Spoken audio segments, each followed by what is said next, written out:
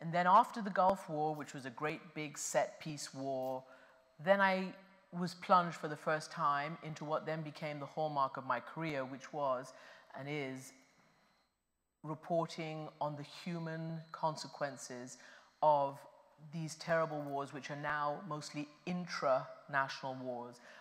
Governments against militias, militias against militias, ethnic groups against ethnic groups, no longer really across borders. And, you do descriptive, you get your feet wet, you get your, you start focusing on what's going on, but, after you've been there for a month, then 2 months, then 6 months, then a year, then 2 years, then 3 years, then 4 years, which is what happened to all of us in Bosnia, you begin to understand the truth of what you're confronted with. So I would say my role as a journalist is to be a truth teller, is to be the eyes and ears of viewers, listeners, readers, whatever, who can't and don't go there. And yes, I have, through choice and through force of circumstance, devoted my career and my work to trying to hold those in power accountable for what they do to the very least of their citizens, and to give a voice and to give a picture and to give a platform and a vision of people's humanity, people who are caught up in the worst possible circumstances through no fault of their own, men, women, and children. What is our golden rule? Objectivity is our golden rule. What does it mean? It means giving all sides a hearing, an equal hearing, a fair hearing, attempting to get all sides of the stories. But it does not mean, treating all sides equally, and it certainly doesn't mean drawing a false moral equivalence. And unfortunately today we live in an era where too many would rather not make decisions, would rather not have to come down on the side of the truth. I mean, you've obviously reported on various conflict zones. I suppose my question is, which of those scenarios have been the most challenging for you on a personal and a professional level, and why? I think Bosnia for sure, because Bosnia brings up a whole nother conundrum for us journalists, which is part of the chilling impact on our profession. Bosnia was the first war in which journalists were deliberately targeted. So many of my predecessors, those who had covered, the world wars, those who had covered Latin America in the 80s, or Beirut in the 80s, or wherever it might have been before I got into the field in the 90s, not to mention Vietnam and other such conflicts, they were viewed as objective operators, people who could, people were thrilled to have them because they could at least tell their story and get the story out. And they, yes, got hurt, but generally in the crossfire accidentally.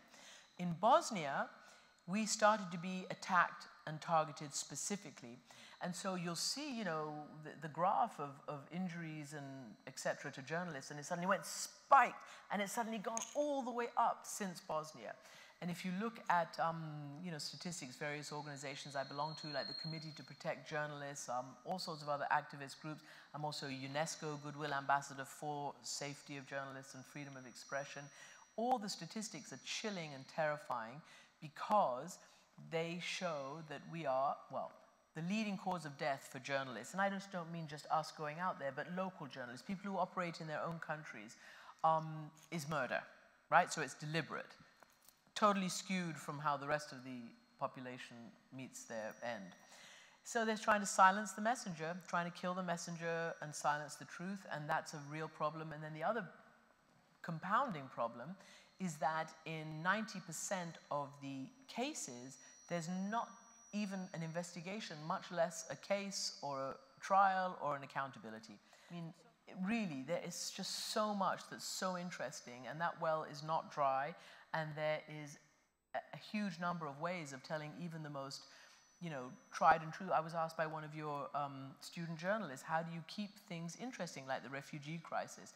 By telling the stories, and they are interesting. What's not interesting is hearing how you feel about it all the time. Putting the camera on yourself and oh, here am I, a tourist in somebody else's misery. Too much of that is going on, and I think that's a little bit, a little too much. So my mother's English and my father's Iranian, and I was raised, you know, never having been told or ever having it implied that as a young girl I couldn't have the same dreams that everybody else had. Never, it just wasn't an issue. So I grew up totally free, thinking that I could do whatever I wanted as long as I was good enough and worked hard enough and etc. So it only became an issue when I went out into the field and people started asking me about it. So my first big story, and CNN obviously wasn't paying attention, because when Saddam Hussein invaded Kuwait in 1990, CNN deployed its people all over. So who did they deploy to Saudi Arabia? Myself, a female camera woman, and a female sound and editor. So we were a 3-woman team who went to all-male Saudi Arabia. So that was fun.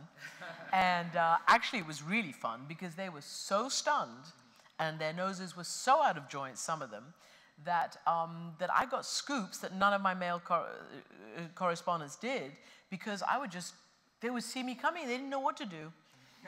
They didn't know what to do. So it was great.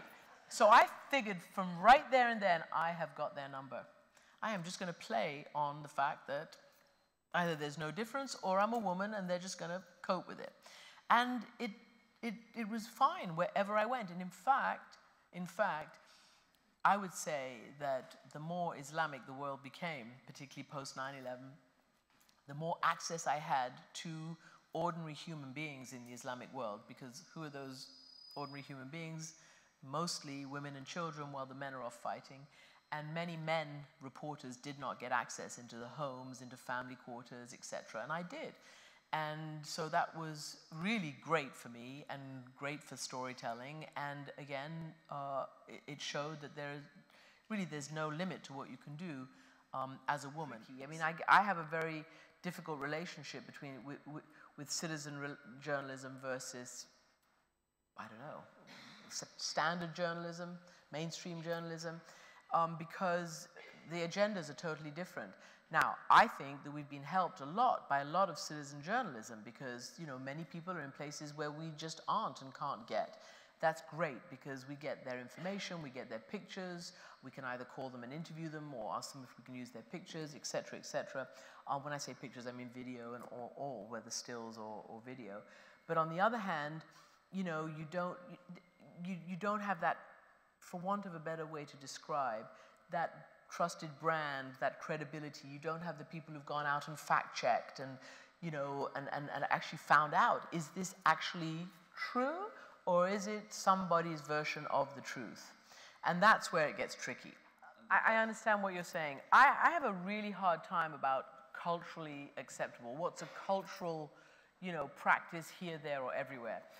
Whether it's about freedom of speech or whether it's about, you know, female genital mutilation. Sorry, you know, this is not about culture. This is about law, order, crime, you know, etc. When it comes to freedom of speech, your part of the world has a very bad record. And I don't know what's going to change it. There are some incredibly brave reporters who stand out and try to be counted, and usually they're slapped down and jailed or worse.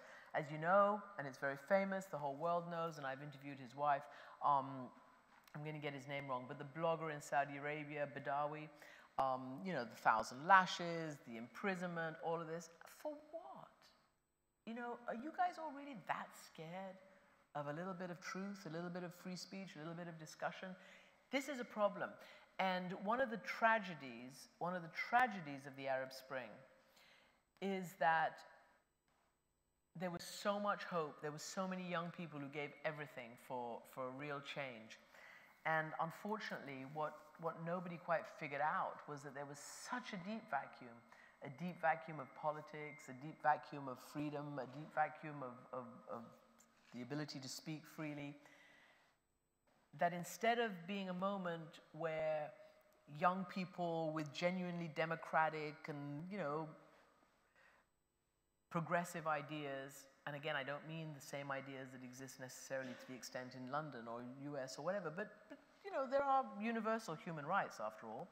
Instead of that being able to slowly work its way into, again, to a critical mass, it was filled by, you know, the extremists. And that is the big problem and the big tragedy. And it's going to take a long time to get that back again.